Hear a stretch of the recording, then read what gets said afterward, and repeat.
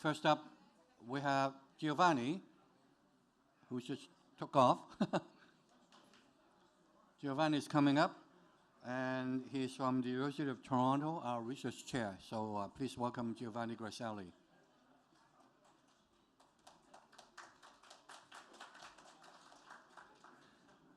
Thank you, and I really want to thank Energy Simulation for organizing this yearly meeting, and this time in Brazil as a first time for me. It's great to be here. Thank you. So, with no further ado, what I'm going to talk today is really the role of geomechanics in the energy transition. That is really where our research program is sort of switching at the University of Toronto. And but before starting really with the technical, I would like to say that I'm the energy simulation chair at the university in Toronto, but I work with a number of other groups, and we really join together. And what I'm trying to create is not really a consortium. Consortium looks a little bit too bureaucratic. It's really an alliance to actually tackle research problems that are common across university and across also different industry partners. And what we are doing, we're trying to couple numerical modeling, but as Leonardo just said, you need to really set the boundary condition those numerical simulators, and those are coming through either data that comes from the field or experiments in the lab that are able to reproduce the physical phenomena that really you want to incorporate in your numerical simulation to match or to forecast what it might be the response of the ground that you're trying to exploit. For oil, could be gas, could be geothermal, could be because you want to store CO2 or maybe hydrogen and so far. So really what we're going to focus today is to tell you a little bit more about how we use our specialized equipment to try to get an understanding how the rock behaves under engineering conditions. But before starting, I just want to tell you a story. And this is actually the Crawford Lake, Layers in Time, is the title of an exhibition that will start this Saturday at the Royal Ontario Museum in Toronto. And we've been actually partnering, and if I can ask to click on the video on the bottom right, it would be great. So you'll see that we've been involved with this team that are really looking at this small lake in Ontario as one of the places in the world to try to see if we are actually entering a new geological era, the Anthropocene. So that is really where we got, and we're using exactly the same technology in the lab to try to investigate and to see how the layers in this particular core that was recovered from the lake carry the signature of basically the human activities. And if you want, it could be really, this is definitely linked to the mandate or the goal for our chair is really working on the energy transition to try to reduce the impact or those phenomena on the earth. So here you are. That is actually what you are going to see in this exhibition that, by the way, will be traveling the world. So it might come to Brazil. I'm not sure about that. So anyhow, what do? We are really trying to get data and get those numbers that really we need to use in our simulation. And one poster that hopefully you might have visited in this past break, or you see also this afternoon by BESA, is really looking at a new way to measure fracture energy. Fracture energy is an important parameters that we use in several numerical simulation for in geomechanics, specifically target at phenomena in the near well area, if you wish. But this is really normally is not really directly measured, is constrained through numerical simulation, generally based on a linear elastic solution that completely disregard the heterogeneity and the complexity of the geological material. What we are trying is actually to develop a methodology thanks to a new setup in the lab, coupled with high-speed, super high-speed cameras to really see how that fracture propagates and relate the energy that we input in the system to what has been dissipated. The other sort of technological advance that really in the lab is that associated to another direction that is really important for the energy transition is, for example, the storage of hydrogen or gas underground, and specifically in soil formation.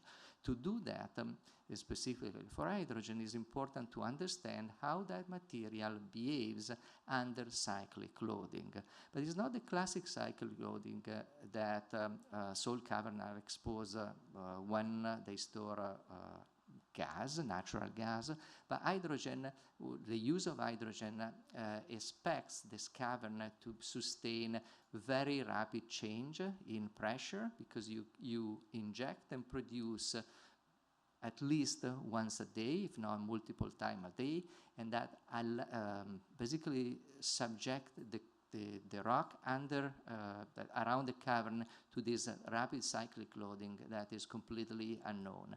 To do that and to see how this soil formation will react to this particular loading, what we have been developing is a particular load cell, or actually device, a system that can simulate this loading and unloading, but what we want is really to observe the cracking and the healing of the salt while we are injecting that. So what we've been designing is a vessel that can sit inside, can run this test while CT scan inside the CT, and that is what Julie is presenting on her poster downstairs. The other thing that we are really interesting is when we engineer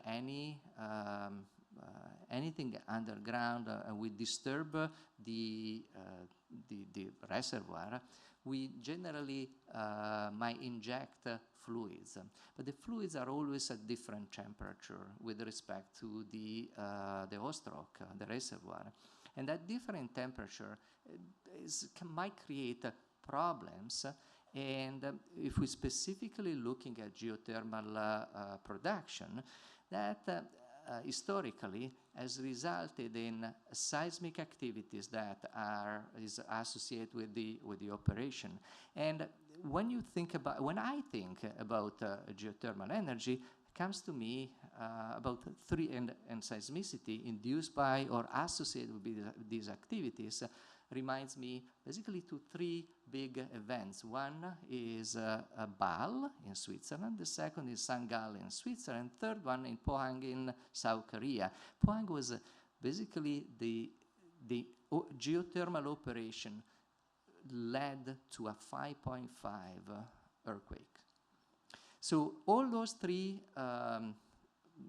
accidents or induced seismicity basically killed the geothermal project in Switzerland and in South Korea.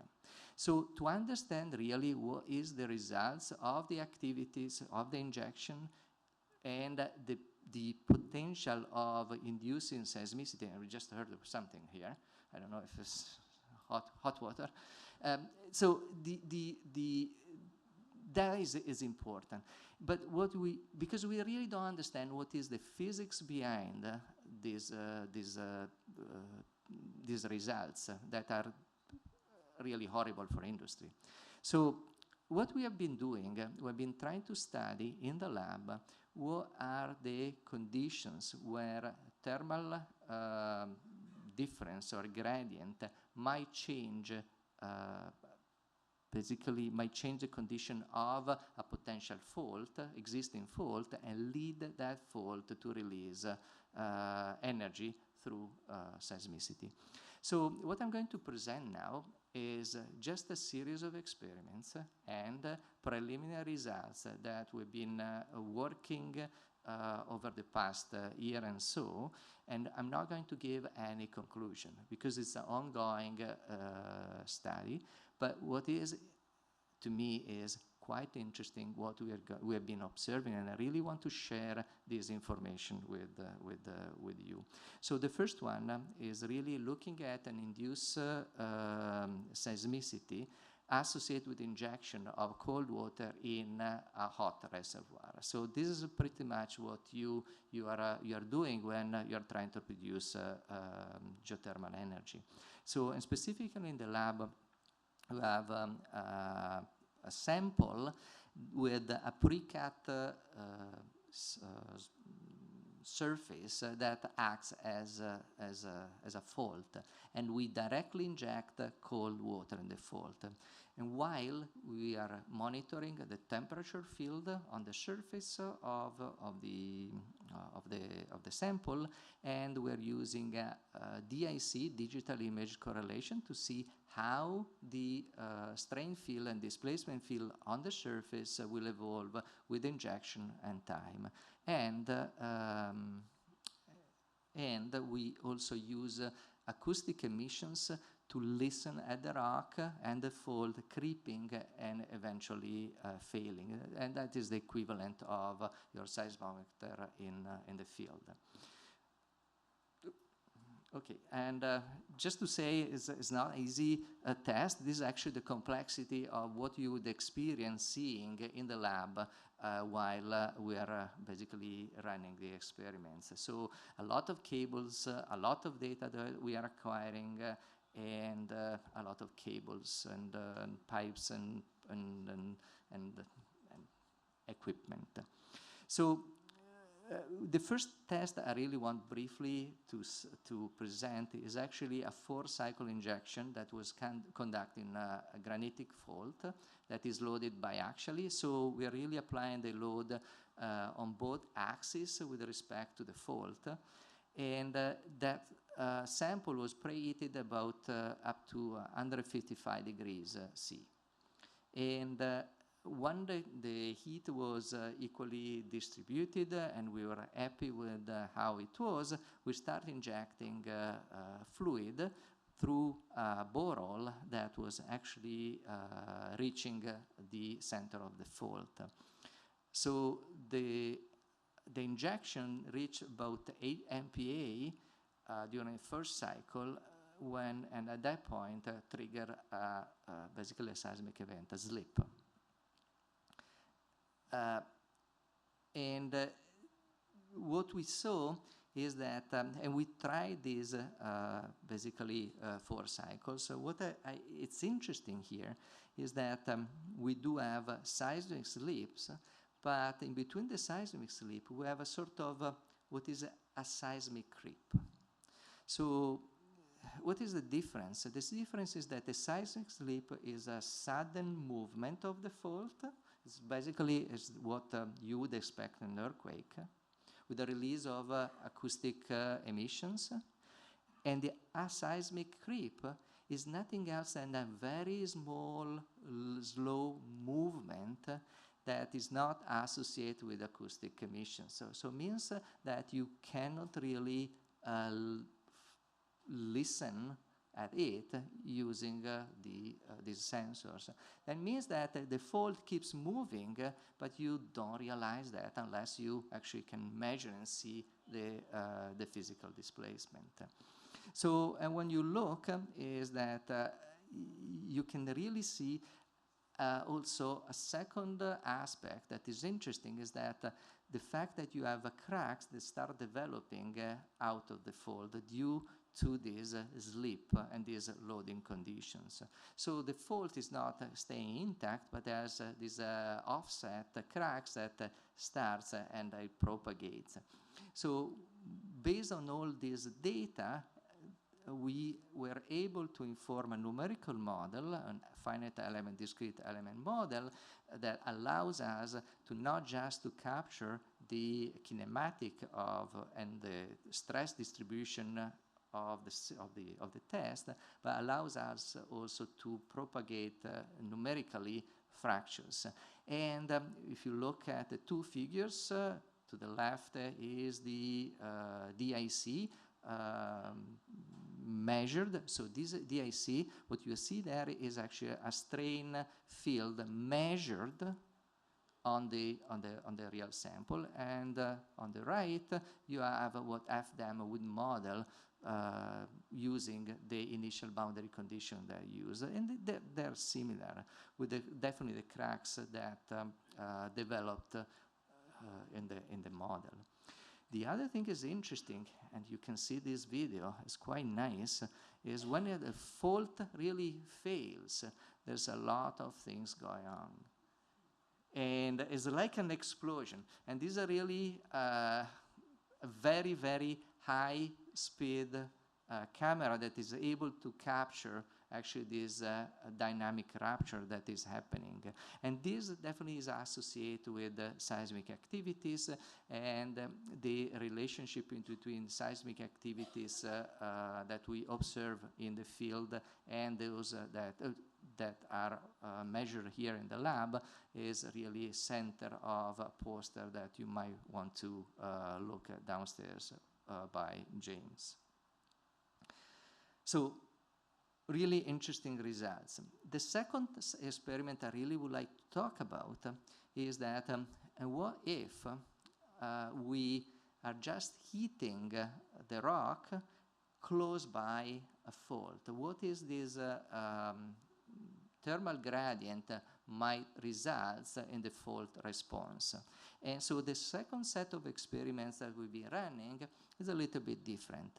It's still same geometry, pretty much, of testing, but in this case is the system is loaded only axially, it's not biaxial, and the system is heated, the sample is heated from the bottom. So it's cold, room temperature at the beginning, and you have a heater that start to cook our samples from the bottom. So you have this thermal front that moves from the bottom up. And again, same style of survey and measurement. And what you see is that actually there is a creep that started with the propagation of a microcrack, but this microcrack didn't start from the fault, but actually started from the heated sources. So the expansion associated with the thermal activities is actually able to create and nucleate a crack that propagates towards the fault, up to a point where you actually have the fault to start moving. And now when we start looking or listening at the activities that were recorded during the experiments, what we noticed was that just visually there was a very strong pattern, similarity with results were recorded and published associated with the Mount St. Helens eruption. And prior to eruption, there were these actually tremor, these drum beats that were basically published basically 20 years ago about that activities. So there was something that definitely was a little bit similar. And again, the nice and the good news is that when you constrain your numerical model with the information and the data that you can acquire through the lab experiments, that numerical model is able to pretty much represent again what was observed. So that gives us a little bit of confidence that the numerical model, if well constrained with correct parameters, can help us in actually investigate what are the possibility and the results of different changing in engineering activities, heating, for example, in this case. And the good news is also that for some of these results, some are repeatable, others not. Why I'm emphasizing this? This is still a part of a preliminary results, but that means that we need to use numerical models probably to actually test and get a better sense of what is the influence of the different type of heterogeneity that is present in the rock, in your reservoir, that might actually change the expected results. So what also means that you don't have one results given one type of activities, but you might have several options so that might result of the same activities because of the geology that you are actually dealing with. With that, I think I want to stop here. And again, I promise you no conclusions because there are no conclusions. It's an ongoing study. It's very exciting. And what I want really to acknowledge the support for this research alliance, specifically in particular by Energy Simulation and NSERC, and a number of other partners that have been with us, supporting us in the past and currently. And I'm open to questions. Thank you. Thank you, Dr. Grasselli. Questions from the floor?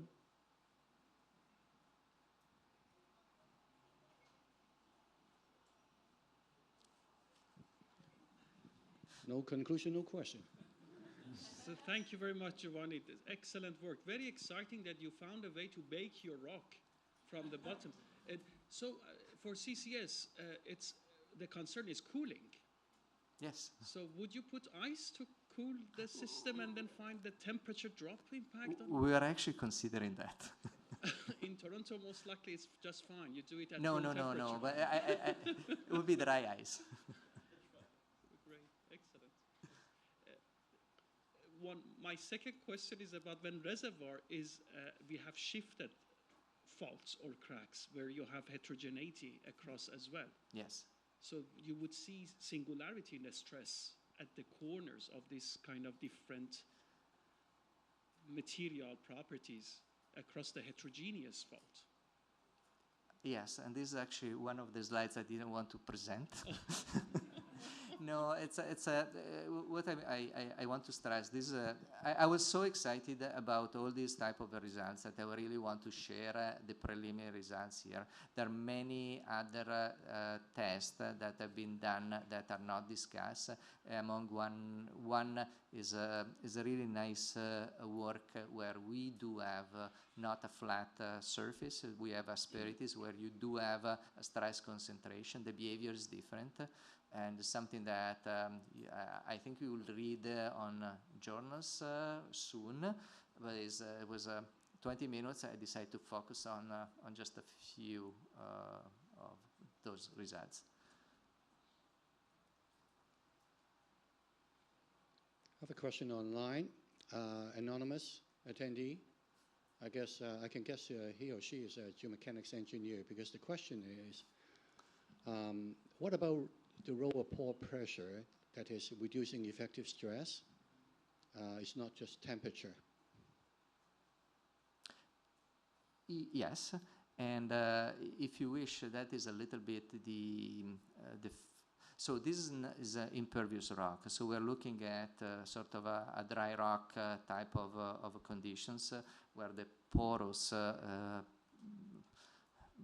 I think you can disregard the pore pressure in a granite but you are going to actually really look at the pressure of the fault. So basically of the fracture, and that is what the experiment that was carried by injecting directly on the fault is about. So you're changing, actually you're pressurizing with fluid your fault. That definitely has an impact on the stress conditions that you are going to account for. So that is really that experiment should answer the question. Okay. I have a question myself. You use FDAM, the finite defined element method, right? Or discrete element method. Yeah. So based on, you're able to history match or predict the fracture, initiation and growth. So what dictates where we start initiating the fracture? along the fault? What would dictate that? Because you have your vertical stress, horizontal stress, and roller conditions on the boundary, it slips. So how would the model know where it's going to happen? That's a good question. And the way, exactly where, I'm not sure. The reason, but what is happening is that because of the way FDM works and the meshing that is really fine at that interface, you do have sort of inherently a stress concentration that will build and develop, and at some point in one particular interface, that shear stress basically that develops will overcome the strength, will be yield, that will completely change the stress test around and will force the crack to actually develop there. It's sort of almost a stochastic results, but is definitely associated with the mesh topology. Well, if the mesh is your model is homogeneous, so Yes. Unless you have some heterogeneity or predefine where it's going to take place, it may be difficult to make that initiated fracture propagation and location. Yes, and that actually chaotic response or the localization is not predefined, but is definitely associated with the, as I said, the topology of the mesh. That is the way you take care of, or you try to simulate and reproduce the material heterogeneity that is even present in an homogeneous material. Okay. One more question is, you talked about creep, right? So what kind of creep characteristics you have to use to get a match or prediction? Is it something pretty standard, or can you, learn something from this and then use the same kind of characteristics for creep forecast and analysis? It's not this. Okay. It is not a creep test. So from a laboratory experiment, we just observe that. Okay. From a numerical is basically an emergent property of the model. So we don't prescribe any creep behavior. It's just the emergent results of the model. All right. Great. Thanks. Okay. Ricardo? Thank you for the talk. Vicky from JLJ. My first question is, when you start baking your rock, you see the failure, fracture propagating. I would assume that's a shear failure, right? No, it's actually is a tensile crack, and we are sure about it's a tensile. It's mode 1. When you're baking, when you are heating the rock from the bottom. From the bottom. Yes. And what is happening, at least from a DIC, digital image correlation, what you see is that actually the rock tends to expand. At some point, you have a particular location when you have a micro crack that starts developing, and that is coalescent on this macro crack that at some point reaches the fault. And second question is, if your fault is oriented in the critical orientation, would your fault fail first compared to your fracture at the bottom? You mean because of the loading? Because of the orientation of your fault. With respect to the loading? Yeah. Yes. So our tests are, 30 degrees and 45 degrees. Depends on, and we're trying to actually make sure that we are close to the failure, but not on the failure. Thank you. Okay, it's time to move on to the next talk. Thanks again, Dr. Grasselli.